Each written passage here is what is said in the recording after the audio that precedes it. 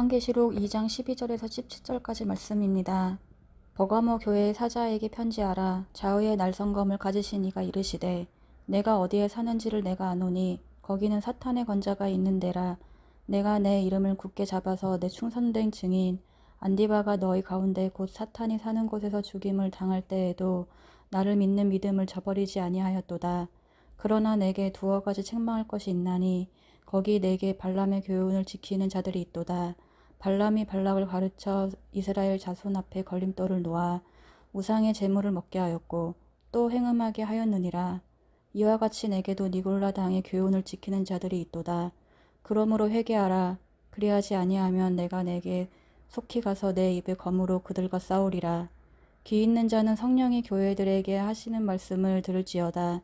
이기는 그에게는 내가 감추었던 만나를 주고 또 흰 돌을 줄 터인데 그 돌 위에 새 이름을 기록한 것이 있나니 받는 자 밖에는 그 이름을 알 사람이 없느니라.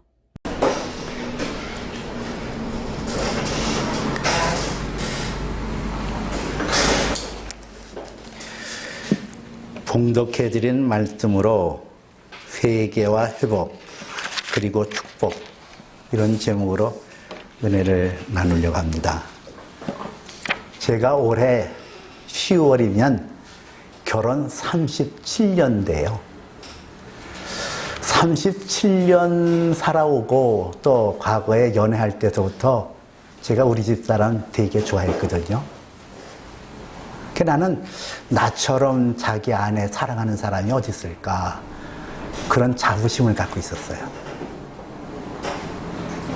나처럼 자기 아내를 좋아하는 사람은 어디 있을까.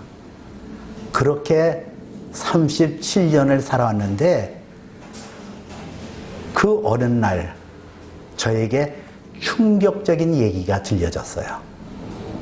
그것은 제 아내가 아주 정색을 하면서 제가 얘기하기를 당신은 나를 사랑한다고 그러는데 나는 그 사랑이 내 마음에 와닿지 않아요. 근데 나는 머리가 막 띵해지더라고요. 아니 그러면 여지껏 내가 말했던 것은 다 허탄한 것이었나? 거기에 진실성이 없었나?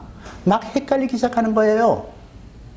아니 나는 사랑했다라고 그러는데 사랑이 마음에 와닿지 않았다니요. 참 오랫동안 씨름했네요. 고민하고 내가 위선자인가?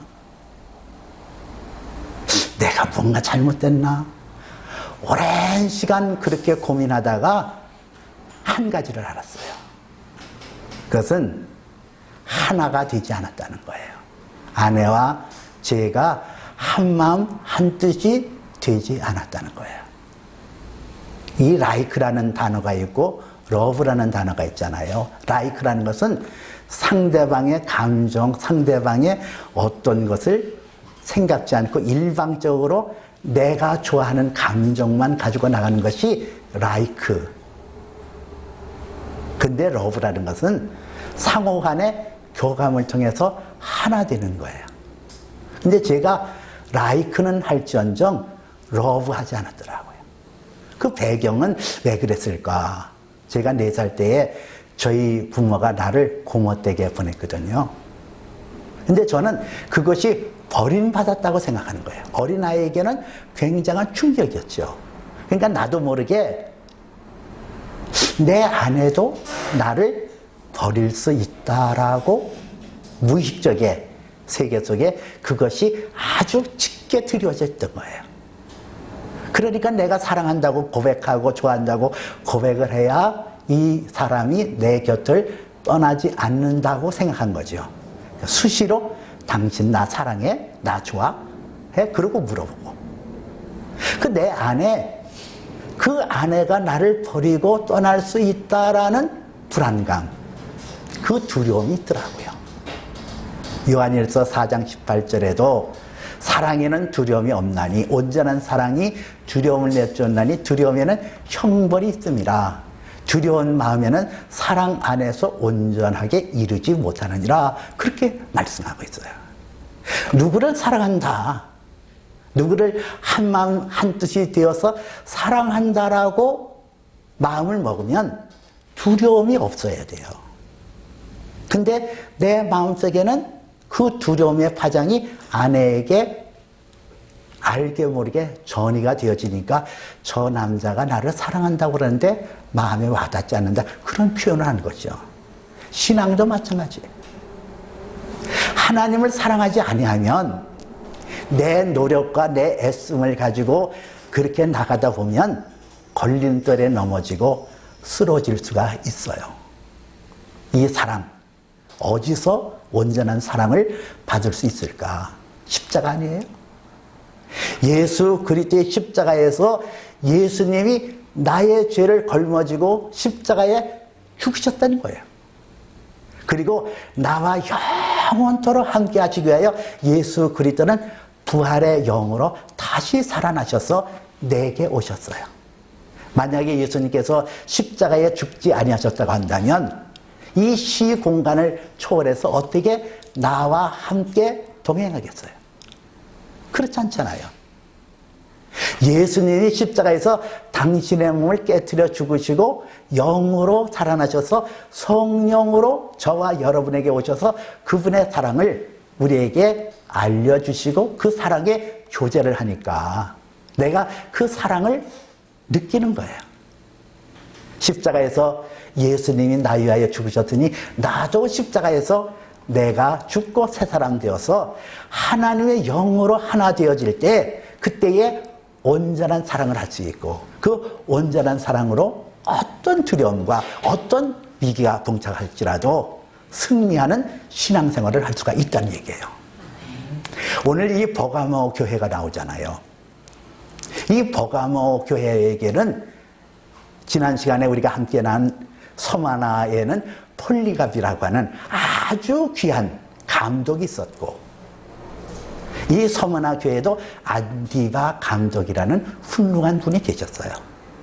근데 문제는 서마나 교회의 폴리갑이나 이 버가모 교회의 안디바 감독이나 똑같이 순교당했거든요.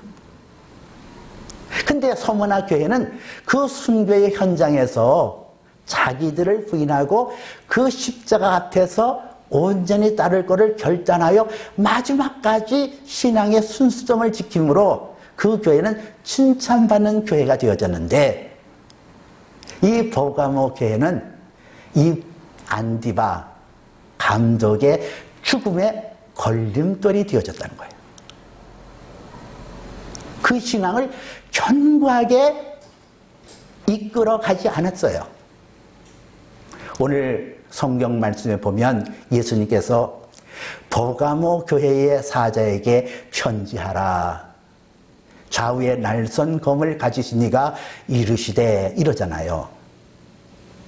좌우에 날선 검을 가지신 이가 이르시되 그 좌우에 날선 검이 의미하는 바가 뭘까? 히브리서 4장 13절에 보니까 하나님의 말씀은 살아있고 활력이 있어 좌우에 날선 어떤 검보다도 예리하여 우리의 혼과 영과 또 골절과 관절을 찔러 쪼개기까지 하나니 우리의 마음의 뜻과 생각을 판단하며 그랬어요. 여기서 날선 검이라는 것은 하나님의 말씀으로 오신 예수 그리스도께서 우리의 심정, 우리의 마음, 우리의 생각 모든 것을 판단하며 예리하게 보시고 있는 거예요. 그 예수님이 이 버가모 교회를 향하여 뭐라고 이르셨나? 오늘 성경에 내가 어디 사는지 내가 아노니 그러잖아요. 내가 어디 사는지 내가 아노니 이것은 어떤 지리적인 여건을 얘기하지 않거든요. 이 버가모라는 지역은 소마나 교회의 북쪽으로 100km 떨어진 지역에 살았어요. 소마나 지역이 무역의 중심지였다고 한다면 이 버가모는 문화의 중심지였어요. 거기에는 알렉산드리아 도서관이라고 장서가 무려 20만 권이나 있었던 그런 도서관이 있었고 책을 기록하는 데 쓰는 양피 가죽의 그 원산지가 버가모 지역이었어요. 그 지역에 살고 있는 너희가 거기에 사단의 권자가 있는 데라 주님이 지금 말씀한 거였어요. 그들의 처해는 환경은 사단의 권자에 의해서 장악되고 있는 것이라고 주님은 지금 말씀하고 있어요. 왜 사단의 권자라고 했을까? 그 버가모 지역에는 아주 대표적인 우상이 넷이 있었는데, 하나는 아에스쿨로피스라는 그런 신, 이거는 치료의 신이에요. 지팡이에 뱀이 이렇게 칭칭 감아 올라가는 거. 그래서 그 WHO 휘장에도 그런 형상이 새겨져 있고, 군인들의 그 군의관의 마크도 그 지팡이에 뱀이 이렇게 다리를 틀고 올라가는 그런 형상이 있어요. 치료의 신. 아에스쿨로피우스라는 그런 치료의 신이 거기 있었고, 그리고 쾌락의 신, 주신, 술의 신이라는 디오니소스라는 신이 있었고, 신 중에 신이요 가장 막강한 신이라고 여겼던 제우스 신이 거기 있었고, 그리고 황제, 로마 황제를 신으로 여기는 로마 황제 신을 숭배하는 그런 신전이 있었고, 그러니 자 보세요. 이 네 신은 인간의 욕망을 충족하기에 합당한 신들이에요. 병들면 치료하는 신들 중에 가장 막강한 신, 쾌락의 신, 즐거움을 가져주는 신, 그리고 현재적으로 세계의 경제와 정치와 모든 것을 아우르시는 권능 많은 황제, 로마의 황제의 신을 섬기는 그런 지역. 얼마나 매혹적이에요. 거기에 사람들이 빠져가는 거예요. 왜? 만족을 주니까, 현재에. 그 전에 대만 타이페이 가니까 용산사라고 있더라고요. 거기 가면은 그 재물을 주는 신이 있고, 다산의 신이 있고, 여러 가지 신이 있어요. 그래서 자기가 원하는 대로 가서 향불을 피우고 절을 하고 기원하더라고요. 그런데 버가모 지역이 그러했거든요. 여기는 기원전 100,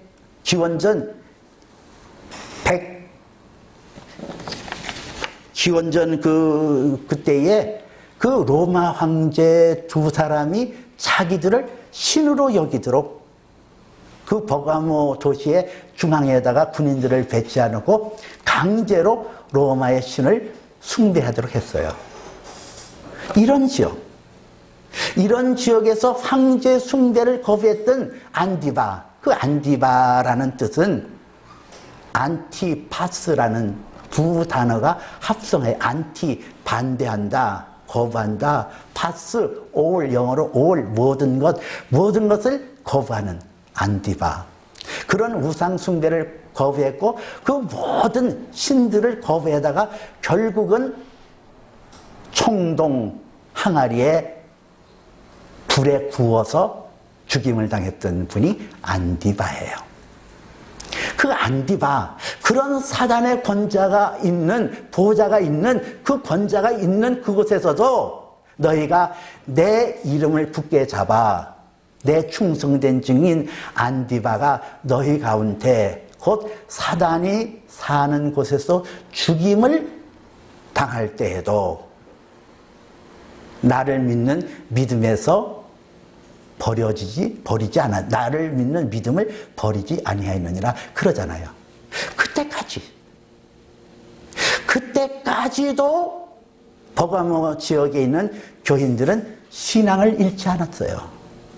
신앙을 저버리지 않았어요. 그것을 지금 칭찬하는 거예요. 그런데 이 안디바가 총독으로 만든 항아리에서 부어서 불에 달궈서 그러고 죽어가는 모습을 버가모 지역의 사람들이 본 거예요. 그때에 어떤 느낌을 받았을까? 아, 세상에나 하나님을 저렇게 충성스럽게 따랐고 충성스럽게 하나님을 사랑했고 그렇게 나갔던 안디바가 저런 끔찍한 죽음을 당할 때 하나님은 과연 어디 계셨나? 이런 회의감,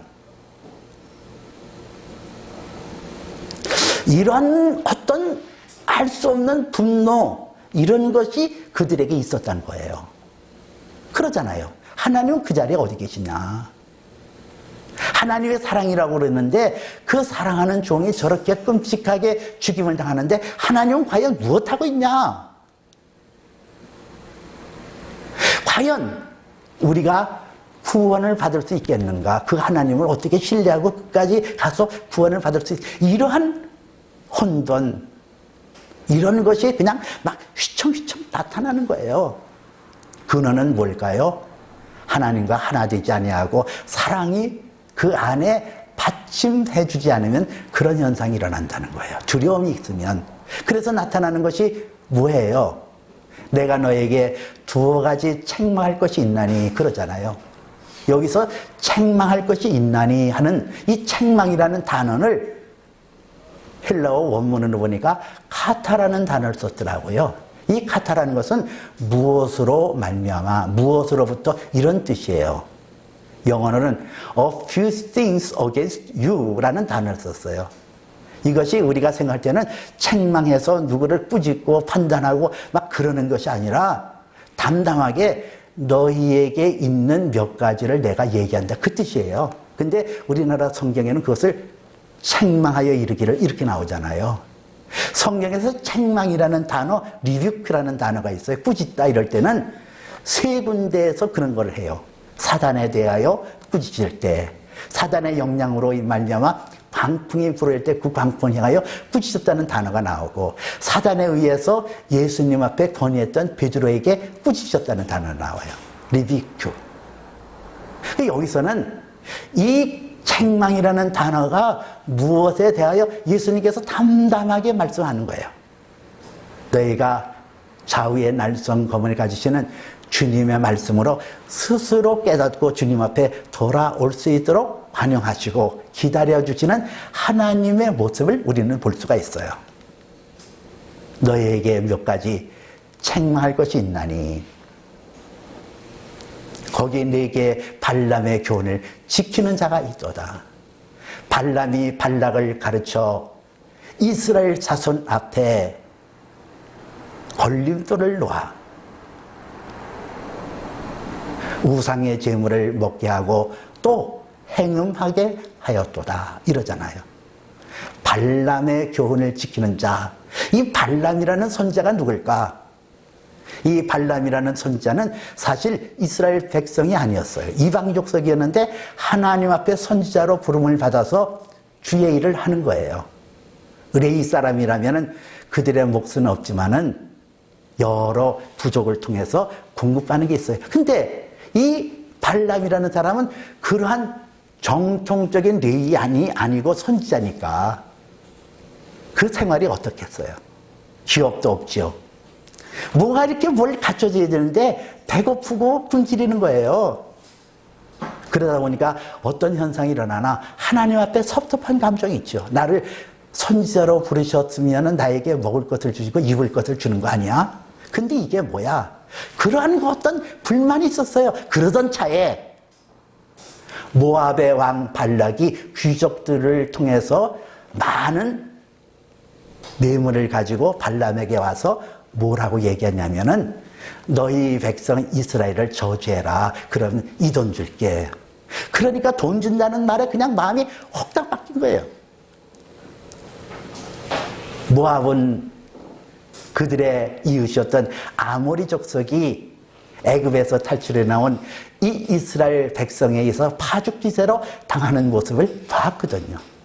근데 자기들의 능력으로는 이 이스라엘 백성을 이길 수가 없어요.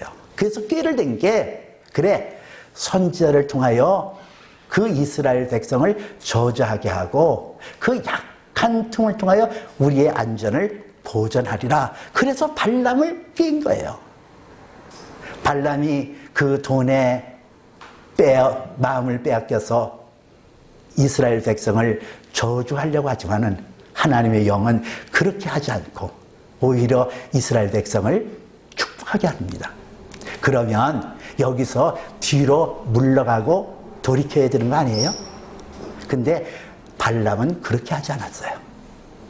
발락에게 제안을 하기를 너희가 너희 신을 섬기는 그 축제 때에 이스라엘의 젊은 청년들을 불러들여서 그들에게 술을 마시게 하고 신전의 창기들과 연합해서 저들과 통원하게 하라. 그러면 하나님의 진노가 이스라엘에게 임해서 저들 백성이 힘을 잃게 되어질 거다. 이래서 이스라엘 백성들에게 올무를 놓고 걸림돌을 놓고 타락하게 했던 발람, 바로 발람의 교훈을 버가모 지역의 교인들이 지켰다는 거예요. 야, 이건 뭐 그냥 세상 사는 게 그런 거지 뭐 꼭 하나님만 믿으라는 법이 어딨어. 괜히 우리가 그냥 잘난 체하고 그냥 믿음 지키다가 저렇게 통구이가 되어서 죽는 것보다 사는 게 낫잖아. 그래서 그 마음에 세상을 향하여 열려지는 마음을 통하여 그들이 타락하기 시작했다는 거예요. 15절에 보니까 너희 가운데 니골라당의 교훈을 지키는 자가 있도다 그랬어요. 니골라당, 이게 뭐죠? 신학적으로 아주 그럴듯하게 합리화시키는 거. 하나님께서 우리의 영혼을 구원하는 거지 육체를 구원하는 거 아니지 않나. 그 육체라는 것은 아예 이거는 죄로 범벅이 되어지고 죄로 인하여 온 그 육체를 뭐 그냥 그거는 방치해 주는 거지 영혼만 살리면 되는 거 아니냐. 그런 논리에 의해서 버가모 지역의 교인들이 타락하기 시작했고 이방 족속들의 신을 섬기면서 그렇게 한 다리는 하나님을 섬기는 그런 모습을 갖고 있고 하나는 세상을 향하여 양다리 작전으로 나가는 것이 이 버가모 교회의 교인들이었다는 얘기예요. 저는 이 설교를 준비하다가 버가모 교회 성도가 나다. 그래서 얼마나 마음이 아팠는지 몰라요. 제가 그랬거든요. 교회가 어려워지면서 교회 건물은 다른 교회에게 넘어가고 교인들은 다 떠나가고 남은 나이든 노인네 몇 분, 청년들 몇 사람. 그러니 이만저만 어려운 게 아니에요. 낙심되고 이게 뭔가 하나님께 대한 섭섭함도 있었고 내가 하나님 앞에 17살에 부름받아 그 길을 왔는데 그래 하나님께서 이거 하나 지켜주지 못하고 이렇게 하나 그런 섭섭함이 제 마음속에 있었고 어느 날 아이들이 있는 방에서 훌쩍거리는 울음소리가 들렸어요. 그래서 웬일인가 하고 방문을 열었더니 큰딸하고 둘째 딸이 체납 고지서를 한 움큼 움켜잡고 울고 있는 거예요. 제가 얘기해요. 아빠, 이제 이 집에서 우리 쫓겨나는 거야? 전화세도 못 내고 전기세도 못 내고 집세도 못 내고 그냥 무슨 아파트 관리비도 밀려가지고 이렇게 쌓여지는 체납 고지서를 보니까 애들은 아주 황망하게 되어진 거죠. 그래서 두 아이가 울음보를 터뜨린 거예요. 이대로 살다가 우리 다 망하는 거 아닌가. 그때 제가 충격을 받아서 정신이 번쩍 들었어요. 그래, 가족을 살려야지. 내게 능력 준 거 가지고 내 능력 가지고 어떻게 하든지 처자식을 먹여 살려야지.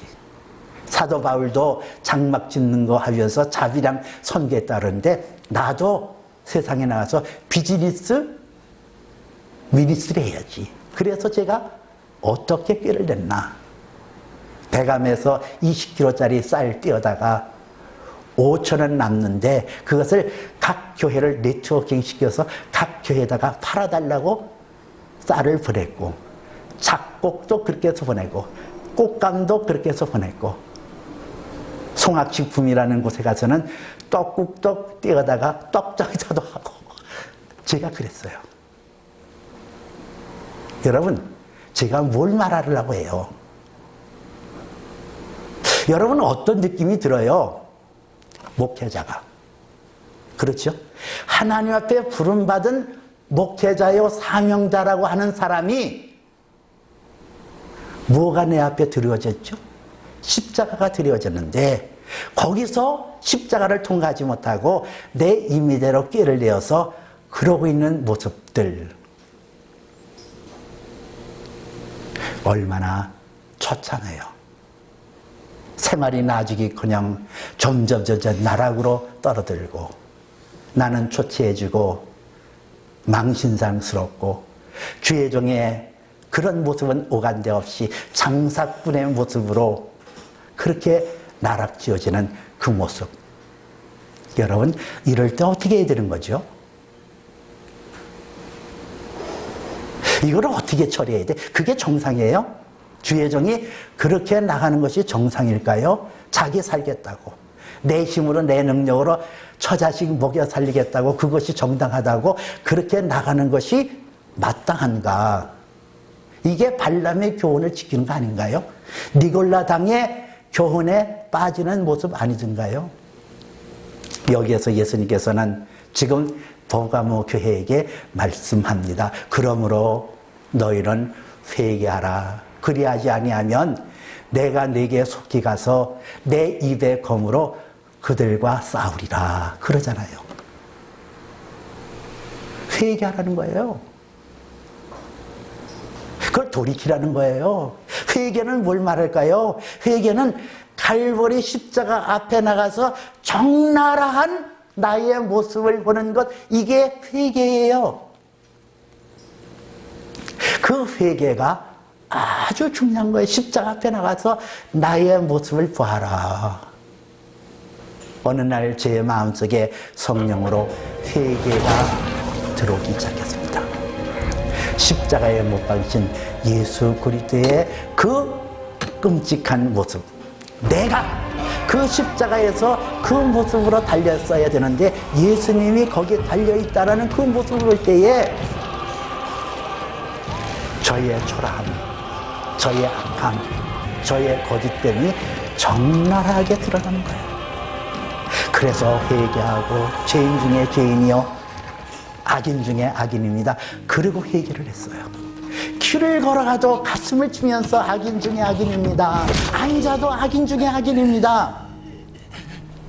나라는 사람이 그렇게 저주스러울 수가 없고, 나라는 사람이 그렇게 치졸할 수가 없고, 나라는 사람이 그렇게 철행할 수 없어서 가슴을 치면서 하나님 앞에 회개의 시간을 가졌어요.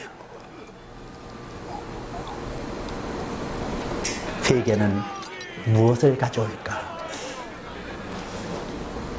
회개는 회복을 가져와요. 회개는 축복을 가져와요. 오늘 예수님께서 하시는 말씀 있잖아요. 귀 있는 자들은 성령이 교회들에게 하시는 말씀을 들을지어다 그러잖아요. 교회들, 이것은 과거의 서머나 교회, 버가모 교회에게 말씀하시는 것이 아니라 현재까지 존재하는 교회의 모든 자들에게 말씀하는 거예요. 귀 있는 자는 성령이 교회들에게 하는 말씀을 들을지어다.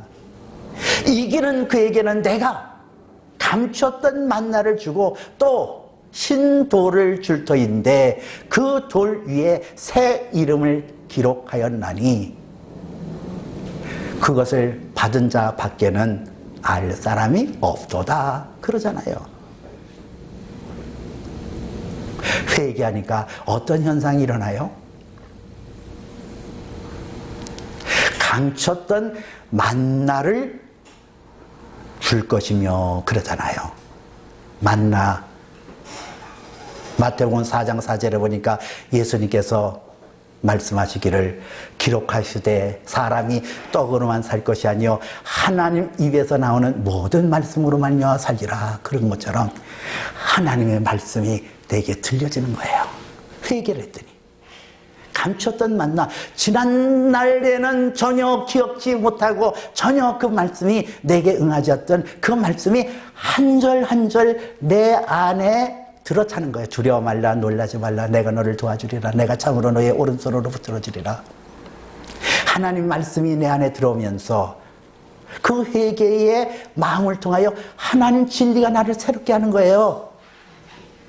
내 길을 여호와께 맡겨라. 저를 의지하면 저가 이루시고 내 일을 빛나게 하며 내 공의를 정오의 빛같이 하시리로다 하는 말씀들이, 살아온 종력 있는 말씀, 활력 있는 말씀들이 내 영혼을 막 감싸니까 내 영혼이 살아나는 거예요. 요한삼서 2절에는 사랑하는 자여 내 영혼이 잘된 같이 내가 범사에 잘되고 강건하기를 내가 원하노라 그랬잖아요. 하나님은 우리를 사랑하잖아요.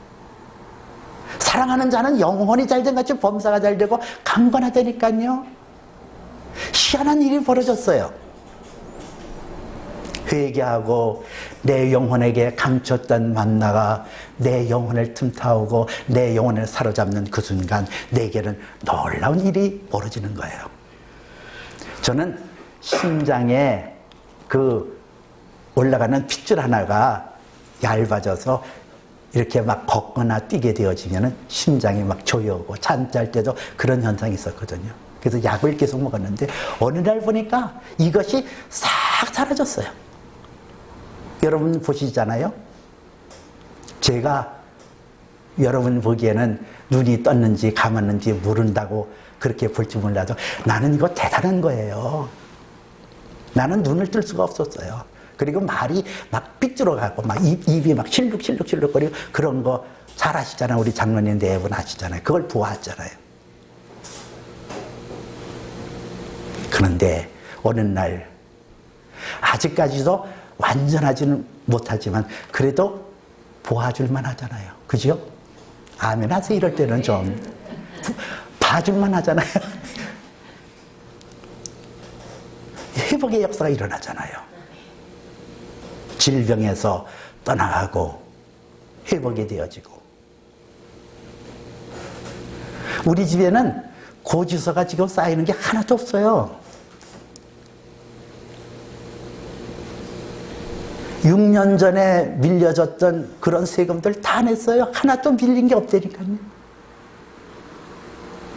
저는 평생을 통장에 돈을 가져본 적이 없어요. 그런데 회개하여 회복하니까 축복이 많은데 세상에 웬 말인가 웬 게인가 제 통장에 돈이 쌓여져 가더라고요.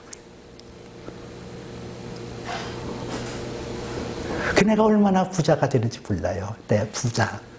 그래서 우리 형제들에게 문자 넣었어요. 나 부자니까 그동안 여지껏 얻어먹고만 살았는데 6월 달에 내가 저기 일산 다름이 뷔페 가서 점심 사겠다고, 내가 돈 낼 수 있도록 꼭 해달라고. 내가 이렇게 부자가 됐다니까요. 뭐예요? 회개. 내가 그 모습 그대로 갔더라면, 회개치 않았다고 한다면 나는 발람의 교훈을 따르고 니골라당의 교훈을 따라서 내 인생이 얼마나 처참하게 됐을까. 버가모 교회가 회개했어야 됐어요. 버가모 교회가 예수님 앞에 돌아왔어야 됐어요.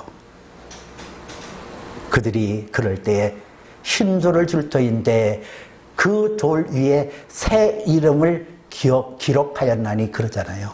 여러분, 내 영혼에게 가장 만족스럽고 충만한 기쁨이 있다는 것은 하늘나라의 생명책에 내 이름이 거룩한 이름으로, 온전한 이름으로 기록되어졌다는 것을 발견하는 거예요.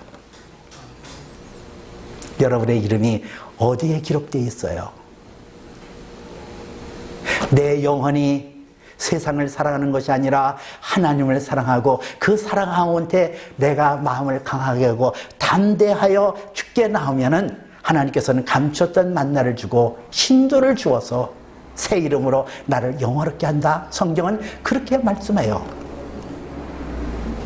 우리가 살고 있는 이 시대는 수없이 많은 재난의 소식이 들려오는 때에 살고 있어요. 잠잠하지 않을 겁니다. 요란할 겁니다. 그런데 그 두려움이 온다 할지라도 두려워하지 아니하는 비결이 있다고 한다면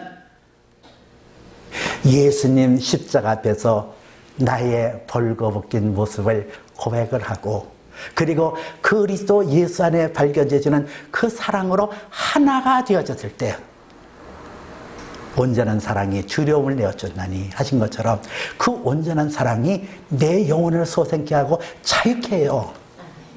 어떤 시련이 오고 어떤 험악한 꼴이 닥친다 할지라도 사랑 안에 두려움이 없어요. 제 아내가 나의 사랑을 못 느꼈다는 것은 하나 되지 않았다는 데 대해서 오는 그런 씁쓸함 아니었겠나요? 우리가 신앙도 마찬가지예요.